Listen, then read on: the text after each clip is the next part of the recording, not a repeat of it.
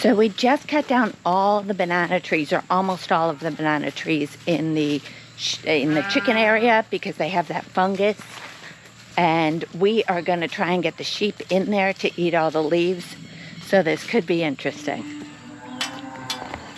Ulysses is going to try and get them over here, and I'm going to kind of chase them in there. Sal is in there. He's pretty happy in there. They're coming back this way. Hopefully they see all the banana leaves. Come on. Keep going.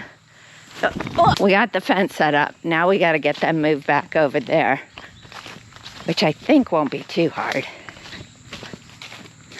Sal's in there enjoying himself. Okay, go. Go, move. Here they go.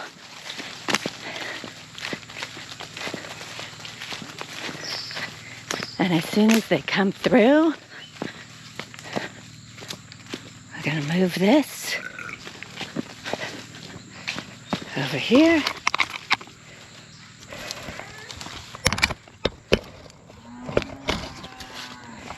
Now they can jump these fences if they're really motivated. Go with him. No, no, no. Ah. Okay.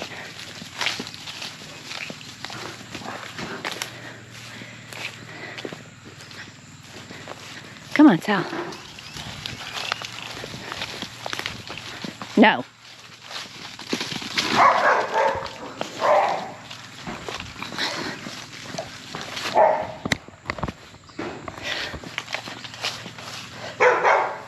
No, Sal. I'm not going to leave them in here all day, but for a little while. They've barely made a dent, which is kind of surprising, and they haven't left this corner. But these two look like they're done. We'll see. I'm going to go in and check on them. I had to move the dogs from their room to their pasture because they were scaring the sheep. So let's go see what's going on in there. So this is what the sheep, not the sheep shelter, the chicken area looks right now.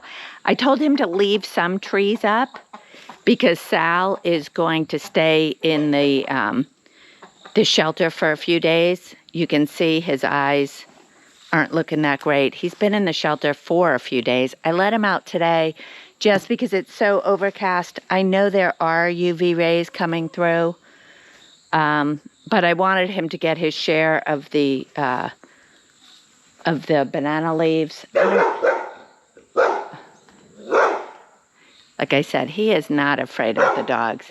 Yeah, it's weird to see them in here, huh? The dogs are like, what is going on? Come on, Sal. So we're going to move them back soon. And they won't bother the ducks or the chickens, but I'm sure the chickens are afraid of them. He actually, it's funny because he is a wether, which means he's a castrated male.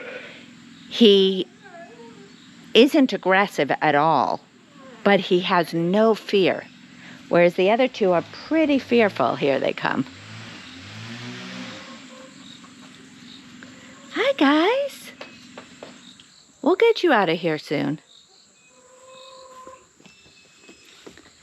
And the ducks and the chickens will eat some of the leaves, but not significant amounts.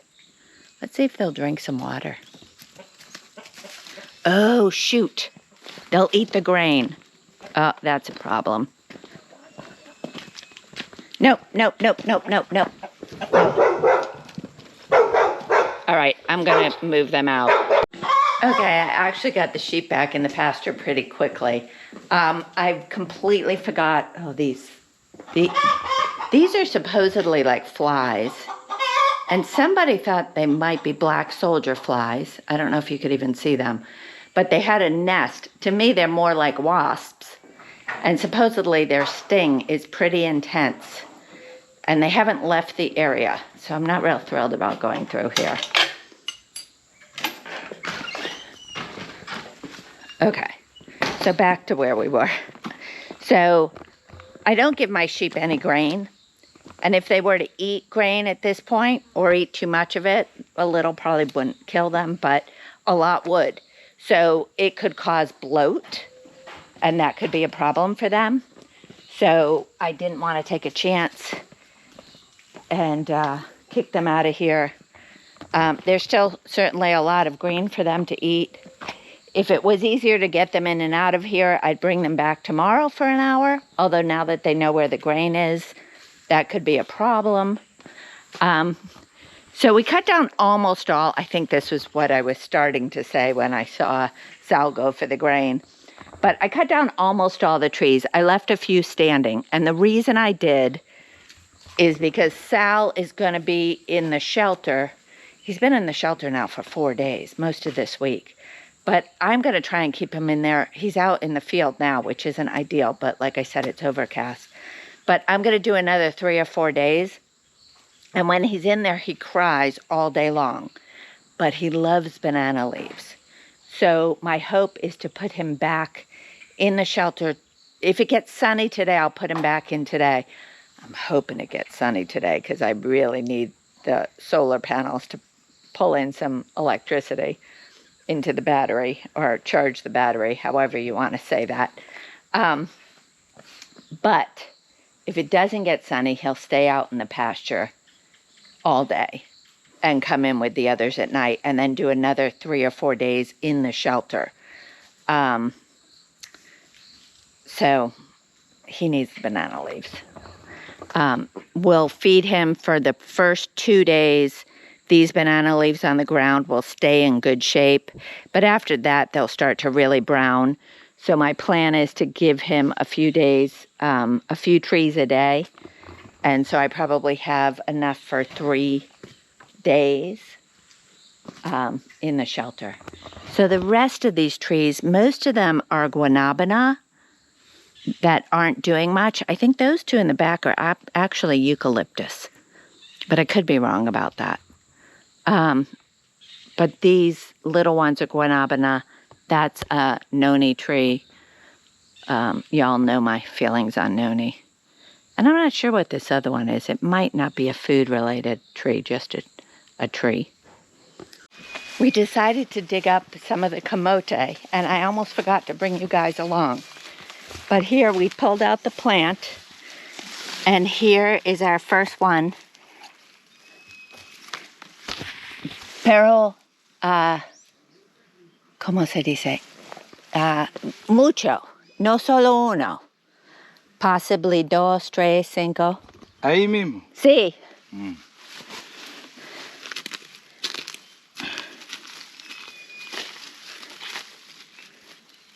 Sí.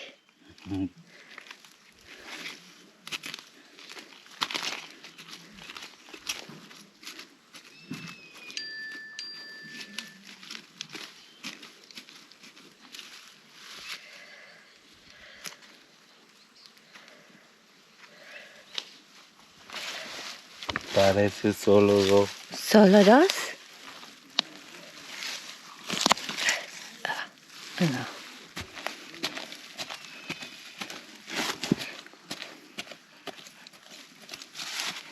Yo feliz con 2. ¿Sí? Sí. I just said I'm happy with 2. Considering we started with 1 sweet potato and we planted it 16 times.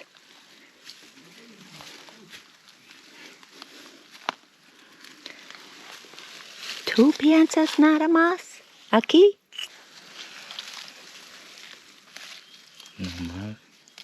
No, okay. Okay. Un más? Okay, so este es el otro. Aquí. So this is where the root starts. So we'll dig that up.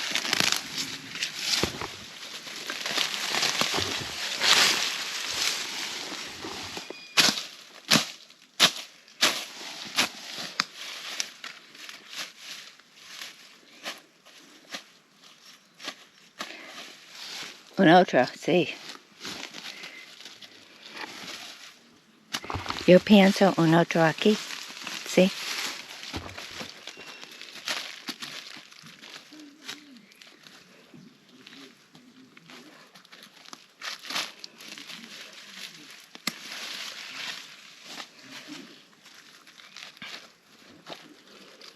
Este está pequeño, Nancy. Ah, sí. Pero it's bien. He said this is a small one. Oh, Más. no bien. No say. I don't know if something ate it or it just No más. no mas. So let me show you what we have so far.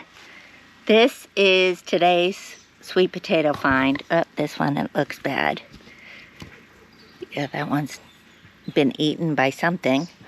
I think we'll leave it here. And we are gonna wash them and cure them. And we have a bigger patch down there.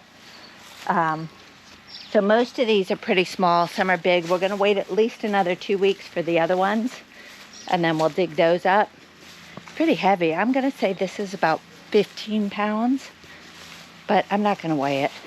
But just to let you know, this started with one sweet potato. So we had one sweet potato, and we grew all the starts from that, and we planted probably in the end about 20 starts. So from each start, we're getting 2 to 3 viable potatoes. I'm pretty happy with that. I'm good with that. So we'll take these in, we'll wash them, we'll cure them. I'll probably give some to Ulysses today and let him cure them at his house. We don't have a great spot to do that, so we won't cure them for too long, I don't think. It's hot here. I don't know how to cure them in the heat. So a few days have passed, and these are my potatoes curing. I want to show them to you, mostly because I want to tell you how you're really supposed to cure them. I'm walking away from the potatoes to give you that info because my poor little Weather is crying, and I thought I'd go stand with him. He just needs company. But about curing sweet potatoes. This makes more sense because unlike white potatoes, they grow in a tropical climate, so they should be cured in a tropical climate.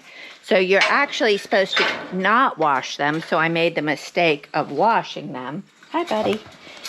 And you're supposed to first, no, honey, don't jump on me. You're supposed to first let them brush off as much dirt as you can.